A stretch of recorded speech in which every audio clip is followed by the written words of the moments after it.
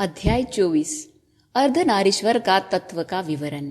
श्री धर्मगुप्त से मैंने पूछा, महाशय, ऐसा कहा जाता है कि शिव को कई प्रकार के आभरण एवं हथियार है, उनसे संबंधित कुछ अंतरार्थ हो तो कृपया बताइए। उन्होंने विवरण देते हुए कहा, आर्य शंकर भट्ट, गणपति जी के मुख्य हथियार है पाश व अंकुश। विष्णु जी का खास हथियार है सुदर्शन चक्र।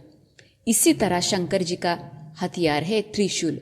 ये मुख्य आयुध हैं। उस पर 3 नोक होते हैं। वे अग्नि ज्वाला के रूप में रहते हैं और ये 3 नोक त्रिगुणमय सृष्टि का सत्व, रज और तमोगुण इसका परिचायक है। इन तीनों नोकों के निचले भाग में एक शूल हस्त जैसा होता है जो त्रिगुणातीत एकत्व का परिचायक है। यही अर्थ त्रिशूल व्यक्त करता है। इतना ही नहीं, ईड़ा पिंगला नाड़ियों से होते हुए श्वास भूमध्य में उपस्थित शिरस्थान पर पहुंच जाता है। ईड़ा पिंगला सुषुम्ना, इन तीनों का ब्रह्म ज्ञान केंद्र जो है उसे त्रिवेणी संगम कहते हैं और त्रिशूल का अंतरार्थ यही कहता है। दूसरा है नागाभरण। कुंडलिनी शक्ति जागृत होते ही अष्ट सिद्धियां प्राप्त होती है। शिव सर्पाकार कुंडलिनी का परिचय देते हैं, इसलिए उन्हें नागाभरण भी कहते हैं। शिव ईश्वर भी कहलाता है। ये महासिद्धियां सर्पों की तरह बहुत खतरनाक होती है। वे उन्हें लोक कल्याण के लिए उपयुक्त करते हैं, इसलिए उनका नाम ईश्वर बन गया। शिव जी के त्रिशूल पर डमरू बांधा हुआ होता है। शब्द गुण आकाश कहलाता है और आकाश में शब्द के प्रकंपन विचरण करते हैं। जब भी हम मंत्र जाप करते हैं या सुनते हैं तब मंत्रों में से स्पंदन उत्पन्न होकर शिव के डमरू की आवाज जैसी आवाज हमारे कानों में गूंजवाते हैं। मंत्र के पुनश्चरण से योगी को आनंद मिलता है, जिससे वो तांडव करता है। इसका संकेत करता हुआ शिव डमरू त्रिशूल में धारण करते हैं। भूमध्य स्थित आज्ञा चक्र ही समस्त ज्ञान का केंद्र होता है। यदि ज्ञानी को अंतर्द्रिय दृष्टि प्राप्त करना हो तो आज्ञा चक्र जागृत करना है। इस चक्र के दौरान ही योगी भूत, भविष्य, वर्तमान जान सकता है और यही परमेश्वर की तीसरी आंख है। यदि ये ज्ञान नेत्र खुल गया तो काम रूप मनमत को भी दग्ध कर सकता है। शिव का वास स्थान स्मशान कहते हैं। योगाग्नि से सभी इच्छाएं जलकर राख हो जाती है। तब तक परम शांति प्रदान करने वाली निर्वाण स्थिति का अनुभव होता है। ज्ञान की स्थिति को सफेद रंग से तुलना करते हैं और वही विभूति है। इंसान को सोच विचार तथा इच्छाएं नाश होने से पवित्र ज्ञान उपलब्ध होता है, जिससे आनंद मिलता है। ज्ञान की परिशुद्धि 4 स्तरों पर होती है: आधि भौतिक, आधि दैविक, आध्यात्मिक और मानसिक। इसे सूचित करने ही शिव भक्त 4 पुंड्र धारण करते हैं। गोंद जैसा एक दिव्य औषध है जिसका नाम है शीलाजीत। जो लोग उसे खाते हैं वे नित्य यौवनशाली होते हैं। पुराने जमाने में शिलाद महर्षि पत्थर खाकर जीवन गुजारता था। वही नंदीश्वर के रूप में अवतरित हुए। श्री कृष्ण रोहिणी नक्षत्र में ऋषभ राशि में पैदा हुए। आर्द्रा नक्षत्र रुद्र स्थान है। उमा महेश्वरों का अर्धनारीश्वरत्व सूचित करने वाली राशि मिथुन राशि। इस राशि से पहले आकाश में ऋषभ राशि दिखती है। इस ऋषभ ही नंदीश्वर कहलाता है। नंदी धर्म स्वरूप को सूचित करता है। निम्न प्रकृति वाले मनमत को शिव ने दग्ध किया। तब मनमत निराकार बनकर उन्नत प्रकृति वाला दिव्य दाम्पत्य धर्म से जुड़ा हुआ काम रूप बन गया। इसलिए ही कृष्ण भगवान ने उपमन्यु ऋषि का शिष्य बनकर बहुत निष्ठा से शिव उपासना की और उनके अनुग्रह से रुक्मिणी से प्रद्युम्न नामक पुत्र पाया। यही प्रद्युम्न ही पिछले जन्म में निम्न प्रकृति वाला मनमत था। ये वृषभ मनमत स्थान भी है और काम स्थान है। जो भी धर्मबद्ध इच्छाएं हैं वे उन्नत प्रकृति से संबंधित है। उनको पूरा करना धर्मबद्ध है, ये बताने के लिए ही वृषोत्सर्जन करते हैं। भयंकर तांत्रिक सिद्धियां व शक्तियां बाघ जैसे खतरनाक है। शिव ने उन्हें अपने वश में रखा। बाघ शक्ति का वाहन है। शक्ति को पूरा अपने वश में रखते हैं, यही बताने शिव व्याघ्र चर्मांबरधारी बन गए। शिव जटाजुट में उपस्थित गंगा, शुद्ध ब्रह्म ज्ञान, सदा प्रवाहित होने वाली प्रज्ञा व अमृतत्व सिद्धि का प्रतीक है। इस तरह के नित्य प्रसन्नत्व से प्राप्त होने वाले महाप्रशांत आनंद आह्लादमय स्थिति को दूज का चांद व्यक्त करता है। इसलिए चंद्र कलाधर का तत्व अमृत तत्व सिद्धि का आह्लाद आनंदमय स्थिति का वास स्थान हो गया। प्राणियों को जिंदा रखने की शक्ति अर्थात प्राण शक्ति दो भागों में विभाजित होकर एक स्त्री के अंडाशय में से शोणित और पुरुष में से शुक्ल के संयोग से जीवी का उद्भव होता है। यही अर्धनारीश्वर का तत्व का अंतरार्थ है। सृष्टि में माता पिता दोनों तत्व जुड़कर एकाकृति में रहने वाला जीव केचुआ है। स्त्री पुरुष दोनों में स्त्री पुरुष तत्व दोनों होते हैं। दाहिनी ओर उपस्थित शक्ति पुरुष शक्ति है, जबकि बाई ओर की शक्ति स्त्री शक्ति है। इसी तरह दाहिनी ओर प्रवाहित होने वाली खास रूप शक्ति को पिंगल नाड़ी और बाई की ओर प्रवाहित होने वाली खास रूप शक्ति को ईड़ा नाड़ी कहते हैं। आर्य शंकर भट्ट। प्राणायाम करने के समय पर दाएं नथुने से श्वास लेते हुए तो शरीर में गर्मी पैदा होती है, इसे सूर्य नाड़ी कहते हैं। बाएं नथुने से श्वास लेते हैं तो शरीर में ठंडक पहुंचती है, इसलिए इसका नाम चंद्र नाड़ी है। काल पुरुष शरीर के राशि चक्र के मेष राशि से लेकर तुला राशि तक के गर्मी देने वाले 6 महीनों को यदि सूर्य नाड़ी समझे तो आश्विन मास से फाल्गुन तक के 6 महीनों को चंद्र नाड़ी कह सकते हैं। इस सूर्य नाड़ी व चंद्र की गति से पूनम व अमावस होते हैं। जो पूर्ण रूप से योगी है वो प्राणायाम की साधना से काल चक्र के शीतोष्ण अपने शरीर में प्राप्त कर सकता है। ये काल चक्र ही अर्धनारीश्वर तत्व तथा कभी न जुदा किए जाने वाले जुगल तत्व है। रात दिन पूनम अमावस्या जैसे सब कुछ एक के बाद एक दृश्यमान होते हैं, एक दूसरे पर निर्भर है। रात के बिना दिन और दिन के बिना रात नहीं होती।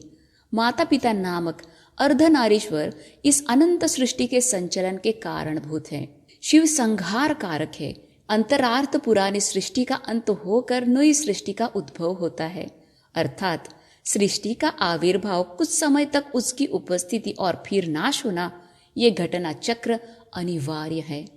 अर्धवन वेद में बताए गए अर्थशास्त्र अर्थात अस्त्र शस्त्रों मंत्रों की सिद्धि के लिए इन अस्त्र शस्त्र विद्या का अधिपति ईशान रुद्र का अनुग्रह अवश्य होना है। मैंने अपना संदेह दूर करने की विनती की। आर्य, आपने बताया कि आर्द्र नक्षत्र के साथ शिव पार्वती का गहरा संबंध है, वो कैसा, इसका विवरण दीजिए। धर्मगुप्त ने उत्तर दिया, रुद्र धनुष्य धारण कर भागता हुआ हिरण को शिकार करने समय पर मृगव्याधि रुद्र जैसा दर्शन देते हैं। यह मूर्ति आकाश में आर्द्र नक्षत्र में शिकारी जैसी दिखती है। ग्रहों के संचार का प्रभाव भी यहाँ पर बताया गया है। तो इस मृगव्याधि रुद्र का रूप नक्षत्र मंडल में मिथुन कर्काटक राशियों से पड़ी व कोणीय रेखा में विद्यमान है। यदि इस नक्षत्र मंडल के निकट शनि, कुज, राहु आदि क्रूर ग्रह विचरण करे तो विश्वव्याप्त युद्ध एवं प्रलय होते हैं। ऐसी ग्रह गति के कारण से ही देव दानव युद्ध कुरुक्षेत्र संग्राम हुए थे। काल संहार मूर्ति अर्थात धनुष्य धारण किया हुआ उग्र मूर्ति रुद्रों को वेदों में मन्यु देवता के रूप में वर्णित किया है। उस रुद्र मूर्ति का हथियार त्रिशूल नहीं बल्कि धनुष है। वत्स, माघ मास में अमावस्या से पहले की चतुर्दशी को महाशिवरात्रि कहते हैं। प्रत्येक माह में अमावस्या से पहले आने वाली चतुर्दशी को मास शिवरात्रि कहते हैं। शनि प्रदोष समय में ईश्वर आराधना का फल और शनि ग्रह दोष निवारण यहाँ पर बताया गया है। यदि महाशिवरात्रि मंगलवार को पड़ी तो अत्यंत प्रशस्त है। अगर शनिवार को त्रयोदशी पड़ती है तो उसे शनि त्रयोदशी कहते हैं। कर्मों के कारक शनि से उद्भव होने वाली विपत्तियों से बच निकलने हेतु शनि त्रयोदशी के दिन शिवार्चन करके शनि को प्रसन्न करने तिल दान करना है। शिव शनि को अधिदेवता होने के कारण तिल के तेल से परमेश्वर की अर्चना करे तो शनि बाधा निवारण होगी। शनिचर के प्रदोष समय में शिव आराधना करे तो शनि का अधिदेवता शिव जी होने के हेतु समस्त कर्म दोषों का नाश होता है तथा सुखी व शांत रहता है। शनि कर्म का कारक है जबकि शिव संहार कारक है। यदि कोई भी व्यक्ति सभी प्रकार के अशुभ कर्मों के महापापों को दग्ध करके शुभप्रद नूतन दिव्य तेजमय स्पंदनों से अपना शरीर, मन, बुद्धि, चित्त तथा आत्मा की शुद्धि करना चाहता है एवं इन सभी गुण युक्त नया जन्म चाहता है तो शनि प्रदोष समय में शिव की आराधना करना उचित है और योग्य है। इस तरह करो कि शनि शांत हो जाता है। अदृश्य रूप से रहने वाला काला काजल जैसी दुर्भाग्य शक्तियों और महाविध्वंसक शक्तियों को अंध शक्तियां कहते हैं, जो कई प्रकार के कर्म दोषों का अधिष्ठान देवता है। जो व्यक्ति शनि प्रदोष पूजा करता है, उस व्यक्ति की ऐसी अंध शक्तियां शनिवार की रात उस महाकाल के शक्ति स्वरूप महाकाली में विलीन होती है। अगला दिन रविवार सूर्योदय समय में सवितृ मंडल मध्यवर्तिनी उस महाशक्ति के अनुग्रह से साधक का नया जीवन फिर शुरू होता है। अशुभ प्रद पाप कर्मों के गट्ठे परमेश्वर की योगाग्नि में दग्ध हो जाते हैं। पंचभूतात्मक शिव स्वरूप, शिव पंचभूतात्मक माना जाता है। हमारे शरीर के मूलाधार में पृथ्वी तत्व होता है। इसका प्रतीक पार्थिव लिंग का पूजा किया जाता है। स्वादिष्टान चक्र में जल तत्व है, जिसका प्रतीक जल लिंग है। मणिपूरक चक्र अग्नि से संबंधित है, जिसका प्रतीक ज्वाला लिंग, इसी को हिरण्य स्तंभ भी कहते हैं। कंठ स्थान में अर्थात विशुद्धि में वायु तत्व उपस्थित है और इसका प्रतीक वायु लिंग। आकाश स्थान में हृदय में जो विद्यमान है उसे चिदंबरम लिंग कहते हैं। उन पंचाभूतात्मक शिवलिंगों की आराधना, दर्शन, अर्चना आदि से विशेष फल प्राप्ति होती है। चिदंबर लिंग, जो आकाश लिंग कहा जाता है, बिल्कुल रूप रहित है। चिदंबर क्षेत्र में परेत के पीछे का चिदंबर रहस्य का राज यही है कि पर्दा उठाओ तो वहां कुछ भी मौजूद नहीं। शुद्ध आकाश शिव का आत्मलिंग है। हृदय चित्त का स्थान है, इसलिए आकाश आत्मा का वास स्थान होता है। हाँ, वास्तव में आकाश को आकार ही नहीं, एकाग्र दृष्टि से मन को केंद्रीकृत करके निज तत्व पर ध्यान करने वाले योगियों को हृदय कोश में ही समस्त सृष्टि, पूरा ब्रह्मांड, नक्षत्र, तारकाएं आदि दिखते हैं। वत्स, ऋण का अर्थ है पाप। जो पाप रहित है वही अऋण है।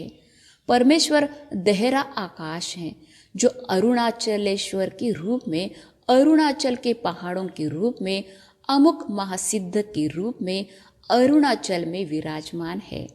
उनके दर्शन से समस्त पापों का क्षय हो जाता है। वो अरुणाचलेश्वर ही आज मानव रूप में पीठिकापुर में श्रीपाद श्री वल्लभ के नाम से अवतरित होकर मौजूदा हमें मुक्ति दिलाने कुरोपुर में दिव्य तेजो विराजित हैं। कुरोपुर अरुणाचल पर्वत के समान है। श्रीपाद श्री वल्लभ अरुणाचलेश्वर ही है, जो अर्धनारीश्वर रूप में विराजमान है। अरुणाचल के महाप्रसिद्ध पुरुष भी यही यतीश्वर हैं। जैसे अरुणाचल में पहाड़ साक्षात शिव स्वरूप है, उसी प्रकार कुरोपुर साक्षात श्री वल्लभ का रूप है। जैसे अरुणाचल के शिवलिंग में शिव शक्तियां हैं, उसी तरह श्रीपाद में भी शिव शक्तियां निक्षिप्त है। किंतु अरुणाचल में महासिद्ध रूपधारी परमेश्वर का दर्शन अत्यंत दुर्लभ है, बल्कि श्रीपाद श्री वल्लभ का महासिद्ध रूप का दर्शन बहुत आसानी से कर सकते हैं। तब मैंने पूछा, महाशय, अभी तक मैंने सुना कि श्रीपाद जी पद्मावती देवी समेत वेंकटेश्वर का संयुक्त रूप है, और आप बोल रहे हैं कि वे शिव शक्ति स्वरूप हैं। शनि प्रदोष समय में शिव आराधना करना महापुण्य बता रहे हैं। इन सब में मेरी उलझनें और भी बड़ी हैं, कृपया इसे सुलझाइए। धर्मगुप्त जी ने मुस्कुराते हुए कहा, आर्य, श्रीपाद जी के दिव्य तप सप्तर्षि भी नहीं जान पाए, फिर भी यथाशक्ति में खुलासा देने की कोशिश करता हूँ। श्री वेंकटेश्वर प्रभु कृत युग से विद्यमान है। श्री रामचंद्र के रूप में जन्म लेने का वरदान दशरथ को दिए, इसलिए स्वामी को कौशल्य पुत्र श्री रामचंद्र के रूप में पूजा कर सकते हैं। कुछ समय तक स्वामी की आराधना शक्ति रूप में अर्थात बाल त्रिपुर सुंदरी के रूप में की गई। उसके बाद कुछ समय तक शिव स्वरूप जैसे पूजा की गई।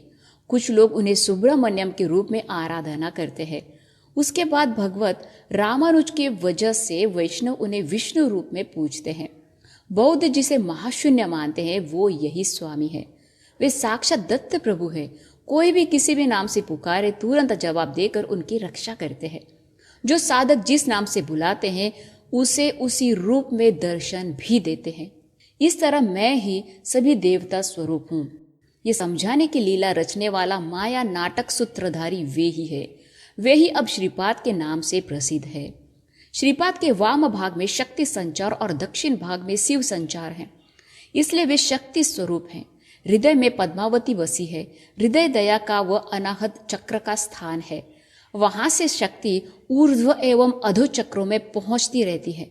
इसलिए और एक चैतन्यमय दिव्य शरीर में वे श्री पद्मावती वेंकटेश्वर हैं। वे ही वाणी हिरण्य गर्भ भी है।